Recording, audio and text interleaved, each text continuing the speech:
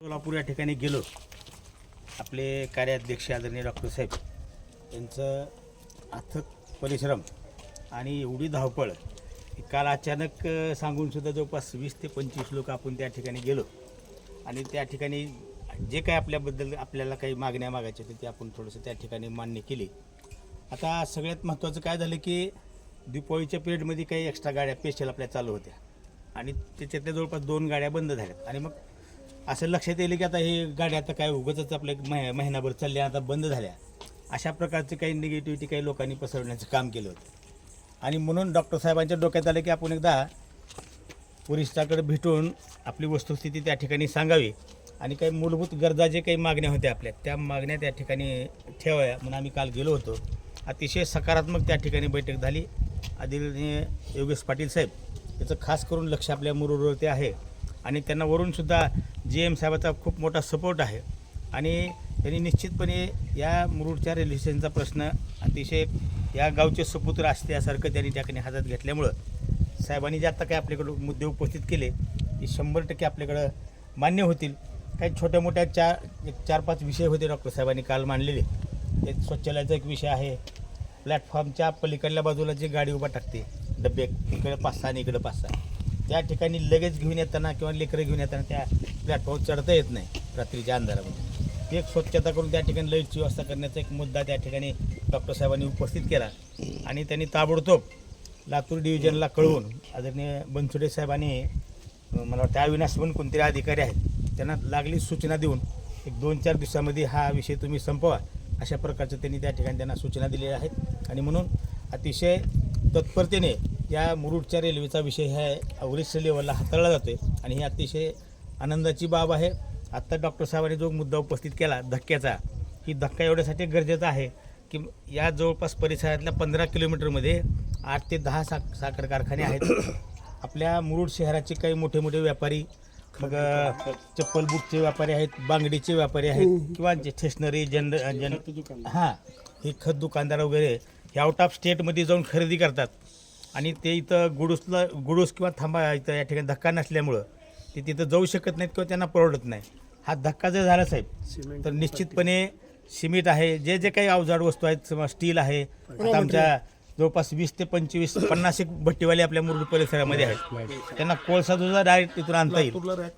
हां तर ती रॅक जर इथं मुरुडला उतरली तर विटामध्ये सुद्धा कमीत कमी 100-200 रुपये लोकाला कमी भावामध्ये वीट विकता येईल.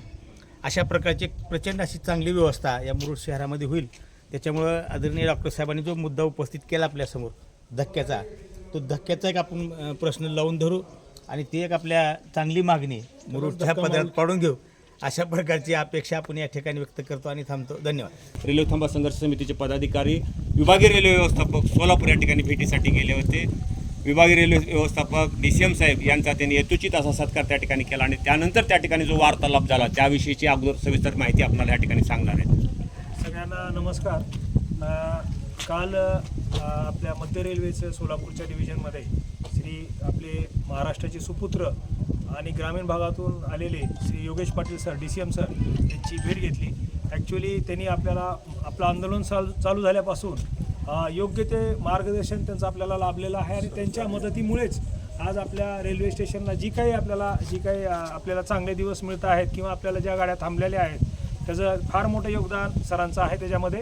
आणि आता त्यांची भेट झाल्यानंतर सगळ्यात त्यांनी पहिल्यांदा जी गोष्ट सांगितली आपल्याला रेल्वे गाडी जरी थांबली असेल तरी आपल्याला प्लॅटफॉर्म आपला जो लहान आहे तो प्लॅटफॉर्म 500 मीटरचा करण्यासाठी आता ते जे काही कायदेशीर कारवाई पूर्ण झालेली आहे त्याचं लवकरच आपलं टेंडर निघेल आणि प्रात्यक्षिकरित्यामध्ये काम 500 मीटरचं आपलं चालू होण्यासाठी मार्च उजळेल किंवा जास्तीत जास्त उशिरात उशिरा एप्रिलपर्यंत आपलं काम चालू होऊन जाईल.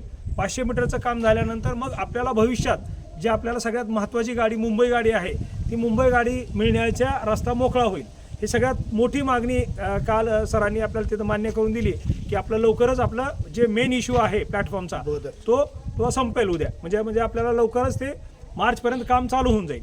दुसरी महत्त्वाची गोष्ट आत्ता आपल्या इथं जी पंचक्रोशीनं सगळ्यांनी किंवा सगळ्या जे आपले सहकारी आहेत यांच्या प्रयत्नातून आता आपल्या रेल्वे स्टेशनवर जी फार मोठी गर्दी चालू झालेली आहे आणि आपलं जी तिकीट विक्री आहे ती जी आपल्या हडपसर गाडीसाठी कमीत कमी 40ची आपली रिक्वायरमेंट आहे. म्हणजे आपल्या देशाच्या रेल्वे मिनिस्ट्रीची जी गरज आहे ती 40ची आहे, पण आपली 40 नसून आपण अंदाजे 60 ते 70च्या आसपास आपलं ॲव्हरेज तिकीट विक्री आहे. म्हणजे ती जवळपास महिन्यामध्ये 1600 ते 1800च्या मध्ये आपली हरंगूची आहे आणि मुंबईसाठी बी आहे. मुंबईची गाडी आपल्याला फक्त 4 दिवसच आहे.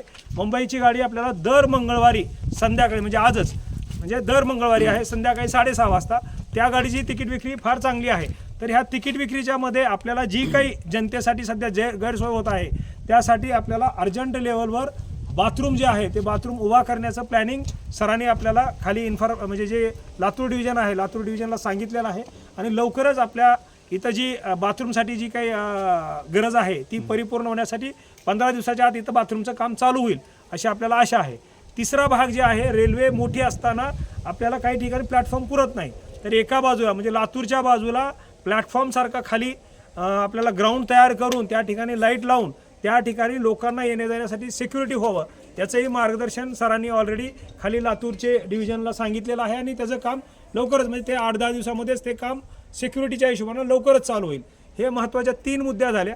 पण ह्याच्याबरोबर अजून एक गोष्ट महत्त्वाची आता लक्षात आली ती अशी की आपले जे कारखाने आहेत आजूबाजूला आणि जी आपल्या मुरुड पंचकृषीची गरज आहे त्या हिशोबानं आपल्याला सध्या एक ज्याला आपण गुडूस थांबण्यासाठी ज्याला माल धक्का म्हणू ते माल धक्क्याची आपल्याला मुरुडला गरज आहे आणि माल धक्क्यासाठी आपण आता प्रयत्न करावे.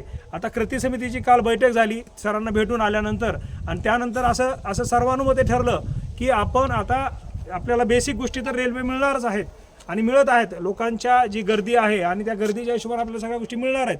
पण आता पुढचं पाऊल आपल्याला उचलायला हरकत नाही जी आहे माल धक्का आणि त्यासाठी आपण लवकरच त्याची जी काही प्रोटोकॉल असतील किंवा त्याच्या नियमाच्या हिशोबाने जी लेटर द्यायचे आहेत ते मग आपण खासदार साहेब आहेत काळगे साहेब आहेत त्यांना आपण देणार आहोत आणि सोलापूर डिव्हिजनलाही देणार आहोत की लवकरात लवकर आपण माल धक्क्याच्या हिशोबाने आपल्याला पाऊल उचलायचं आहे आणि लवकरच त्यासाठी आपण पुढचं पाऊल उचलू एवढं बोलतो. आणि परत एकदा आपण असं म्हणू की कार्यक्षम DRM ऑफिस सोलापूर आणि आपले योगेश पाटील सर यांचे परत एकदा पुनश्च धन्यवाद मानू आणि इथं थांबतो. धन्यवाद.